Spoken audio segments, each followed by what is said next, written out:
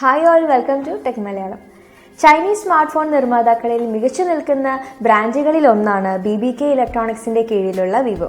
അതുപോലെ തന്നെ smart phone നിർമ്മാതാക്കളിൽ തികച്ചും വ്യത്യസ്ത ആശയങ്ങൾ ഉൾക്കൊള്ളിക്കുന്ന ഒരു ബ്രാൻഡ് കൂടിയാണ് വിവോ. പോപ്പപ്പ് സെൽഫി ക്യാമറ ആദ്യമായി അവതരിപ്പിച്ചതും വിവോയായിരുന്നു.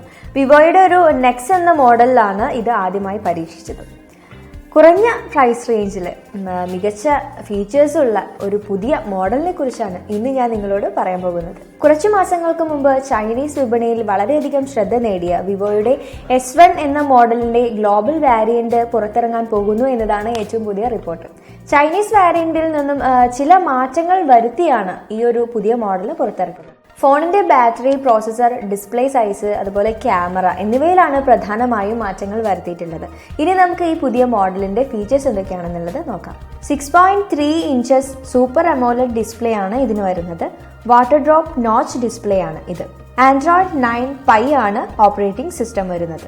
MediaTek P65 ആണ് പ്രോസസർ. Mali G52 ആണ് GPU. കാർഡ് സ്ലോട്ട് അവൈലബിൾ ആണ് up to 256 GB. 4GB RAM, 128 GB ആണ് ഇന്റേണൽ മെമ്മറി വരുന്നത്. ട്രിപ്പിൾ ക്യാമറയാണ് ബാക്കിൽ വരുന്നത്. 16 മെഗാ പിക്സലിന്റെ വൈഡ് ആംഗിൾ ക്യാമറയും 8 മെഗാ പിക്സലിന്റെ അൾട്രാ വൈഡ് ക്യാമറയും 5 മെഗാ പിക്സലിന്റെ ഡെപ്ത് സെൻസറുമാണ് വരുന്നത്. 30 ഫ്രെയിം പെർ സെക്കൻഡിൽ 4K വീഡിയോ റെക്കോർഡ് ചെയ്യാൻ സാധിക്കും. 32 mega pixel artificial intelligence selfie ക്യാമറയാണ് ഫ്രണ്ടിൽ വരുന്നത്. അതുപോലെ in display finger print scanner ആണ് വരുന്നത്.